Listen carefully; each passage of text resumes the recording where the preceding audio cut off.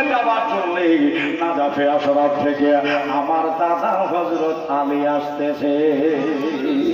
সুবহানাল্লাহ। আপনার একটু আরাম হবে, একটু পরে উঠলে হিলছে। ইমাম হোসেন তুললেন আস্তে করে বড় নরমের সাথে কান্ধায় উঠে গেল। তাকিয়ে দেখো কারবালা কি ঘটনা ঘটাতে বলল, নিজের 18 বছর বেটা আল্লাহ নিজের বাবা বহিতেছে। এইটাই ইতিহাস হয়ে রহিল।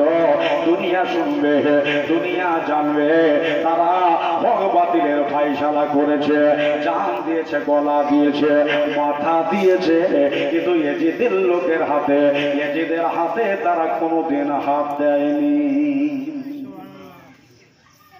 সার দেব, মাথা দেব, কিন্তু তোর হাতে হাত দেব না। তুই একটা বাতিল, তুই বাতিল ফেরকার মানুষ। এই জন্য আমার বাপ হলো আহলে সুন্নাত ওয়াল জামাতের মানুষ। আমার বাপ হলো আলে রাসূল, আমার নবীর নওয়াসা। আমার বাপ থাকতে তোর হাতে কেন দেব? হ্যাঁ, আমার ফাতেমার বেটা, আমার আলীর নূরে নাজার। আর ইয়াজিদ হলো একটা সারাবি মানুষ, তারিখর মানুষ। ও পীর হইতে পারে, পীর হইতে পারে। তাহলে পীর যদি ধরো তো হাক্কানি পীর ধরো। ওলি যদি দেখতে হয় তাহলে হাক্কানি ওলি দেখো। তার হাতে বায়াত হও, তার হাতে তুমি মুরিদ হও, তুমি ফায়েজিয়া হও, তোমার ভালো হবে। কেননা যদি তুমি এই পৃথিবীতে মুরিদ না হও তাহলে শয়তান তোমাকে কবরে মুরিদ করে দেবে। আজ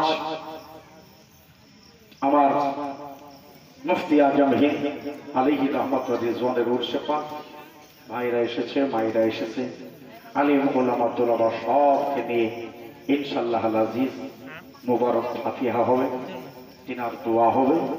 আর ওনার ওয়াসিলা দিয়ে সারা পৃথিবীর উম্মতে মুহাম্মাদি যারা মুমিন ও মুমিনাত চলে গেছে তাদের জন্য দোয়া হবে। এই জায়গার কবরস্থানে যতজন শুয়ে রয়েছে তাদের জন্য দোয়া হবে। আল্লাহ পাক যতটুকু শোনাইলো আমারে বলাইলো, আল্লাহ পাক যেন কবুল করে আমাদের সবকে মুমিন ও মুমিনাত হিসাবে কবুল